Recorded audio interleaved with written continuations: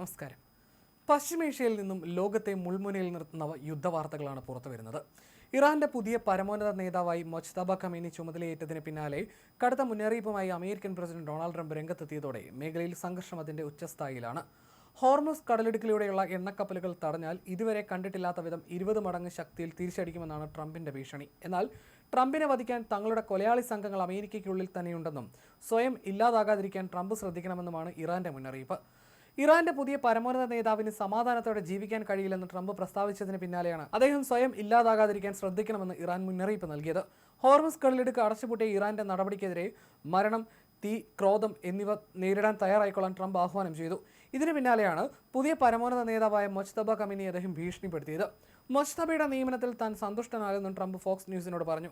ഇറാന്റെ നേതാവിനെ സംബന്ധിച്ച അന്തിമ തീരുമാനം തന്റേതായിരിക്കുമെന്ന് ട്രംപ് നേരത്തെ മുന്നറിയിപ്പ് നൽകിയിരുന്നു. എന്നാൽ ട്രംപിന്റെ പരാമർശങ്ങളെ തള്ളിക്കളഞ്ഞ ഇറാന്റെ സുരക്ഷാ തലവൻ അലി ലാരിജാനി ഇറാന് നിങ്ങളുടെ പൊള്ളയായ ഭീഷണികളിൽ ഭയമില്ല എന്ന് വ്യക്തമാക്കി. നിങ്ങളെക്കാൾ വലിയവർക്ക് പോലും ഇറാൻ ജനതയെ ഇല്ലാതാക്കാൻ കഴിഞ്ഞിട്ടില്ല.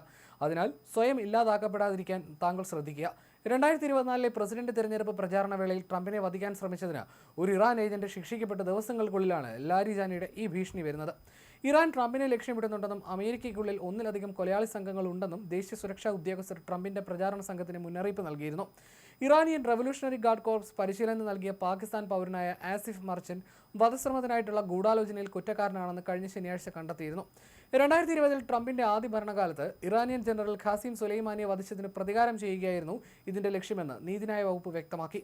ഇറാനിൽ കുറച്ചുകാലം ചെലവഴിച്ച ശേഷം 2024 ഏപ്രിലിൽ പാകിസ്ഥാനിൽ നിന്ന് അമേരിക്കയിലെത്തിയ മർച്ചന്റ് ന്യൂയോർക്കിൽ വെച്ച് കൊലയാളി സംഘം എന്ന വ്യാജേന എത്തിയ അമേരിക്കൻ നിയമപാലകരെ കണ്ടുമുട്ടി.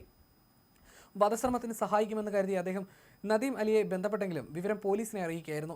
രാഷ്ട്രീയ കൊലപാതകങ്ങൾക്കായി ഇറാനിലെ IRGC ആണ് തന്നെ അമേരിക്കയിലേക്ക് അയച്ചതെന്നും ട്രംപിനെ കൊല്ലാനാണ് തനിക്ക് ലഭിച്ച നിർദ്ദേശമെന്നും മർച്ചന്റ് സമ്മതിച്ചു. ഈ ഗൂഢാലോചനയുടെ സൂത്രധാരൻ അടുത്തിടെ നടന്ന ആക്രമണങ്ങളിൽ കൊല്ലപ്പെട്ടതായി US പ്രതിരോധ സെക്രട്ടറി പീറ്റ് ഹെഗ്സെത്ത് അവകാശപ്പെട്ടു. തങ്ങളുടെ അംഗീകാരമില്ലെങ്കിൽ ഇറാന്റെ പരമോന്നത നേതാവ് അധികകാലം വാഴില്ലെന്ന് ട്രംപ് നേരത്തെ മുന്നറിയിപ്പ് നൽകിയിരുന്നു. എന്നെപ്പോലൊരു പ്രസിഡന്റ് ഇല്ലാത്ത സാഹചര്യം മുതലെടുത്ത് ഓരോ 10 വർഷം കൂടുമ്പോഴും ഞങ്ങൾക്ക് ഇവിടേക്ക് മടങ്ങി വരേണ്ടി വരില്ലെന്ന് ഉറപ്പാക്കാൻ ഞങ്ങൾ ആഗ്രഹിക്കുന്നുവെന്ന് അദ്ദേഹം പറഞ്ഞു.